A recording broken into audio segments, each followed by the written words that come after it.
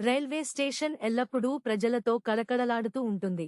వారి కష్టాల నుండి తప్పించుకునే వారికి స్వర్గధామం. కానీ ఎమిలీ మరియు రాన్ల కోసం ఇది వారి హృదయాలను కలుసుకునే ప్రదేశం, కేవలం కొద్దిసేపు మాత్రమే. వారు విభిన్న ప్రపంచాలకు చెందినవారు, వారి జీవితాలను నియంత్రించే సామాజిక నిబంధనలచే వారి ప్రేమ నిషేధించబడింది. అయినప్పటికీ, వీలైనప్పుడల్లా చూపులు మరియు గుసగుసలు దొంగిలిస్తూ ఒకరి సహవాసంలో వారు ఓదార్పుని పొందారు.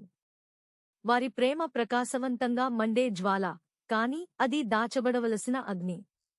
ఎమిలీ కుటుంబం రాన్ను ఎప్పటికీ ఆమోదించదు, మరియు అతను ఆమెను ఎప్పటికీ అంగీకరించడు. అందుకే రహస్యంగా కలుసుకుని ప్రేమలేఖలు ఇచ్చిపుచ్చుకుంటూ వీలు చిక్కినప్పుడల్లా రైల్వే స్టేషన్లో కలుసుకునేవారు. రైళ్ల శబ్దం మరియు గుంపుల సందడి వారి రహస్య సమావేశాలకు సరైన కవర్ను అందించింది.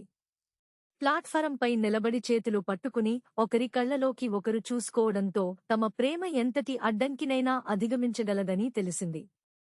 కానీ విధికి వేరే ప్రణాళికలు ఉన్నాయి. రాన్ బయలుదేరాడు, సుదూర ప్రదేశానికి వెళ్లాడు, మరియు ఎమిలీ అక్కడే ఉంది. వారు తమ ప్రేమలోని మాధుర్యంతో కన్నీళ్లు మరియు దుమఖాన్ని మిళితం చేస్తూ చివరి ముద్దును పంచుకున్నారు. మరియు రాన్ యొక్క రైలు దూరం వరకు కనిపించకుండా పోయింది. ఎమిలీ ఒంటరిగా నిలబడింది. ఆమె హృదయం మిలియన్ ముక్కలుగా ఛిద్రమైంది. రైలు శబ్దం తగ్గిపోయింది, మరియు ఎమిలీకి ఒకే ఒక్క ఆలోచన మిగిలిపోయింది. ఆమె తాను అనుకున్నది కాదు, మరియు ఆమె జీవితమంతా అబద్ధం.